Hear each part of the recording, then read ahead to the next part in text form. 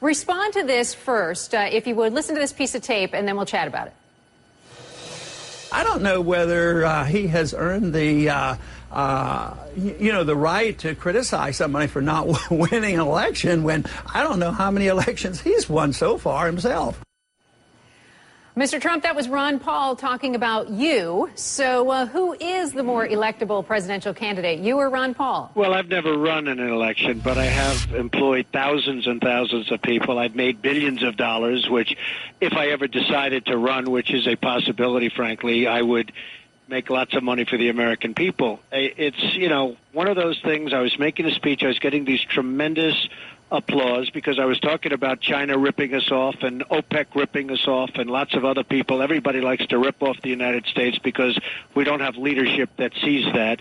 And this guy kept heckling me, vote for Ron Paul for president. And I never mentioned Ron Paul's name, but then I did say he's unelectable. He is unelectable, and I think he's a great guy. I think he's a nice guy. I like him a lot. I agree with some of his views. I'm more conservative than he is probably, but I agree with some of his views. But this was a response, my response, which I guess was carried all over the world, unfortunately for him.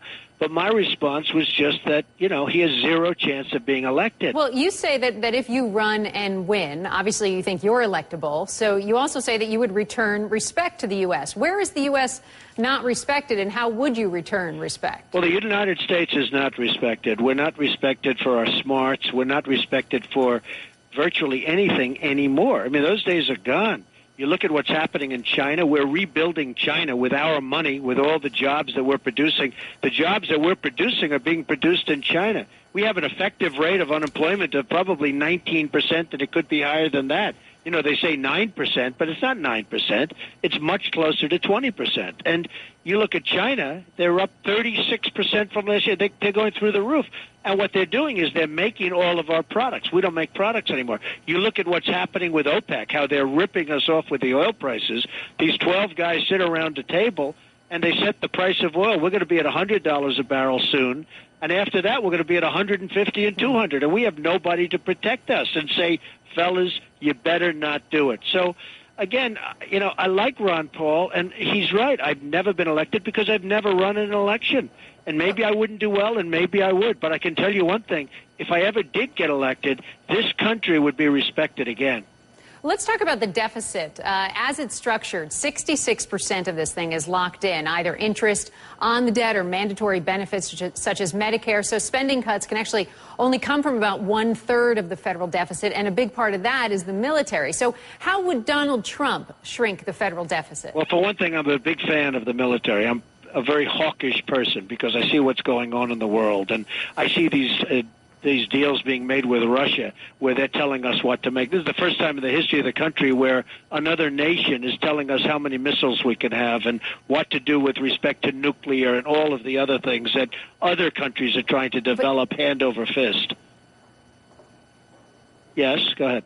Well, I was just, so do you have an idea? And we saw the president come out. Yes, well, I think tremendous amounts, and I've never heard it said, but I think hundreds of billions of dollars of money, and let's call it tax money, could come from other countries when we stop them from ripping us off, or by, as an example, we're protecting South Korea from North Korea. Why aren't they paying for it? South Korea makes a fortune. If they were a company, their stock would be very high. And they make a fortune largely because of us. Why are we protecting? When bombs were thrown at them a month ago by North Korea, we send the George Washington aircraft carrier, one of the great ships of the world, and a fleet of destroyers over to North Korea. Why aren't they paying for this protection? I don't mind. We'll protect them. Pay for the protection. So when you look at 100 other items just like this, hundreds of billions of dollars could come in. So you wouldn't have to play around with Medicaid and Medicare and things that really are dear to people's heart.